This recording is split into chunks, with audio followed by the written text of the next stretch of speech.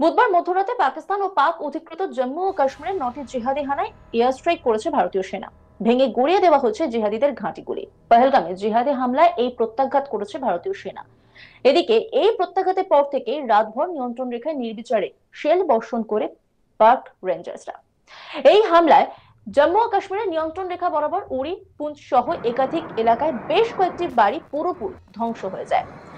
ভারতীয় নাগরিকদের মধ্যে কেউ জানে শেষ না হলেও তাদের ঘর বাড়িগুলি কার্যত উড়িয়ে দেওয়া হয়েছে।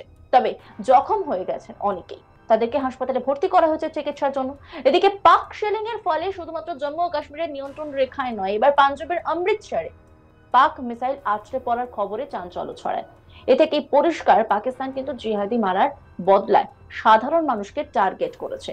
এ বিষয়ে স্থানীয় মানুষজন কি বলছেন শোনাবো আপনাদের। का गांव जेठूवाल है और जहां पर क्योंकि अमृतसर पूरी रात जो है ब्लैकआउट में रहा और बार बार ये बात आ रही थी कि कुछ धमाके हुए हैं। ये एक पॉइंट ऑफ इम्पैक्ट है जहां पर दिख रहा है और यहाँ पर एक मिसाइल टाइप चीज जो है वो रिकवर की गई। यहाँ पे एक्सप्लोजन्स हर्ड हुए और पूरी रात जो है ये लोग यहाँ पर सो नहीं पाए क्योंकि जिस तरह यहाँ पे एक मिसाइल पाई गई, एक्सप्लोजन्स हुआ और उसके बाद पुलिस ने भी पुष्टि की आज तक से इंडिया टुडे से कि हाँ ये रिकवरी हुई है, लेकिन उसका नेचर क्या है, ये एक्सप्लोसिव कहाँ से आया, वो जो है आर्मी एक्सपर्ट्स वगैरह बताएंगे। लेकिन लोगों से बात करते हैं। हाँ जी, क्या नाम है आपका? सर मेरा नाम तलविंदर सिंह है। तलविंदर जी, ये बताइए ब्रीफली कि आपके गांव में रात को क्या हुआ था, धमाका हुआ, क्या हुआ? सर तकरीबन रात दे 1 बजे से लेकर सवा 1 बजे के बीच में जो कि काफी 2-3 धमाके हुए थे। उसके बाद जहाँ पे ऊपर जो जगह आप दिखा रहे हैं इसके ऊपर काफी चानन हुआ। ते जब सुबह लोगों ने देखा तो पिंड के गांव के जो भी लोग थे उन्होंने देखा भी छोटे छोटे पार्ट जो पड़े हुए हैं लोगों की घरों की छतों में। तो उसके बाद कुछ लोग इधर को बाहर को जब आए उन्होंने देखा भी जहाँ जो जगह है इस पर जो मिसाइल टाइप की चीज पड़ी हुई थी। तो आप ये बताइए कि ये तो इन्होंने बता दी घटना, डर का माहौल है गांव में उसके बाद रात से? हाँ, तो सर ऐसा है कि जब 1 से 1:30 बजे के बीच कम से कम 5 धमाके हुए, तो जिससे मतलब जैसे कोई अर्थक्वेक आता है ऐसे सारे घरों के मतलब कांपने लगे। तो ऐसा है कि ठीक सवा 1 बजे मैं अपने घर के टेरेस के ऊपर गया तो मैंने क्या देखा कि वहां पर ना जैसे कोई ग्रेनेड लॉन्चर आ रहा है और उसके ना बीच में भी उसके 4 टुकड़े हो गए। तो उसके जो पार्ट्स है हमारे कम से कम 20-25 घरों के ऊपर उस रॉकेट लॉन्चर के पार्ट जहां पर मिले हैं।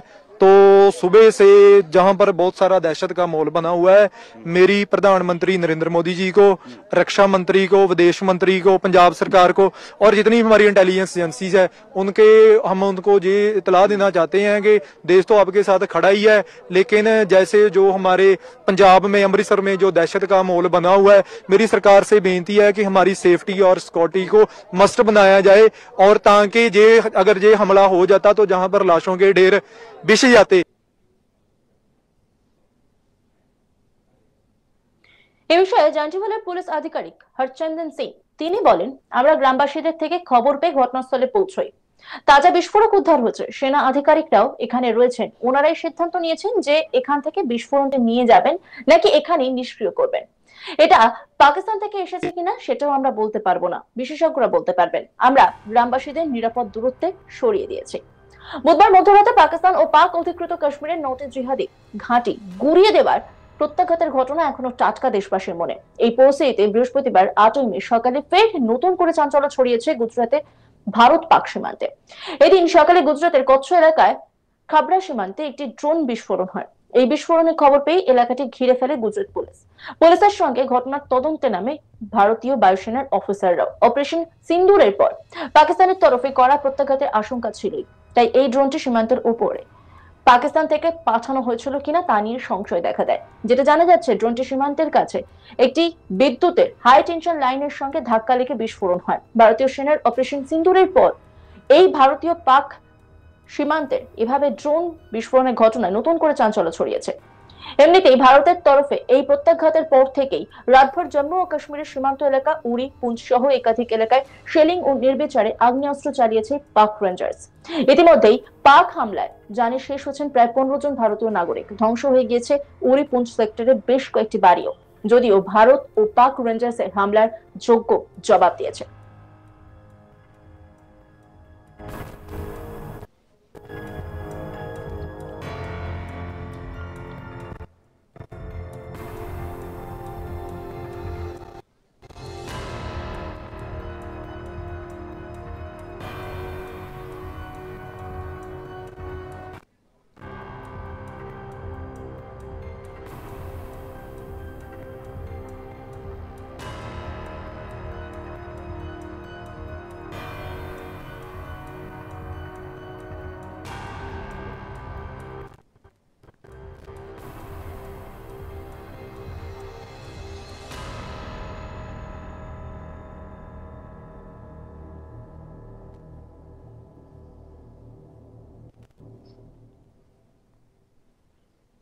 সূত্রের খবর, ভারত পাক আন্তর্জাতিক সীমানা পেরিয়ে পাকিস্তানের ভেতরে 100 মিটার ঢুকে আকাশপথে হামলা চালালো ভারত। ভারতীয় বায়ুসেনাকে যোগ্য সঙ্গত দিয়েছে ভারতীয় স্থলবাহিনী ও নৌবাহিনীও।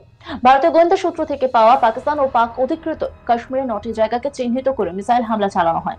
বাওয়ালপুরে জৈশ-ই মোহাম্মদের হেডকোয়ার্টার রয়েছে, এই মর্মে আগেই খবর ছিল ভারতের কাছে। সেখানকার মার্কাজ সুবহান আল্লাহ মসজিদটি ঘুরিয়ে দেওয়া হয়। এই মসজিদে জৈশ-ই মোহাম্মদের হেডকোয়ার্টার ছিল বলে জানা গিয়েছে। এছাড়া মুরদকেতেও হামলা চালানো হয়। এই মুরদকেতে আরেক জিহাদি সংগঠন লস্কর-ই তৈবার হেডকোয়ার্টার ছিল বলে জানা গিয়েছে। এছাড়া গুলপুর, কোতলি, বার্নালা ক্যাম্প, সুরজাল ক্যাম্প সহ একাধিক জায়গায় হামলা চালানো হয়। জানা গেছে মাত্র 25 মিনিটে এই গোটা অপারেশন সিন্দুর চালানো হয়। গোটা অপারেশনে মোট 80 জন জিহাদিকে জানে শেষ করা হয়েছে বলে খবর। পুলওয়ামায় জিহাদি হামলার পর বালাকোটে এয়ার স্ট্রাইক করেছিল ভারত। সেবারও অপারেশন সিন্দুরের মতো এত বড় এয়ার স্ট্রাইক হয়নি। ইসলামাবাদ জানিয়েছে যে ভারতের মিসাইল হামলায় 26 জন নিরীহ নাগরিক নিহত এবং 46 জন আহত হয়েছে। পাকিস্তানের প্রধানমন্ত্রী শাহবাজ শরীফ এই হামলাকে যুদ্ধের স্পষ্ট পদক্ষেপ বলে অভিহিত করেছেন এবং বলেছেন যে তার দেশের এই হামলার যোগ্য জবাব দেওয়ার পূর্ণ অধিকার রয়েছে।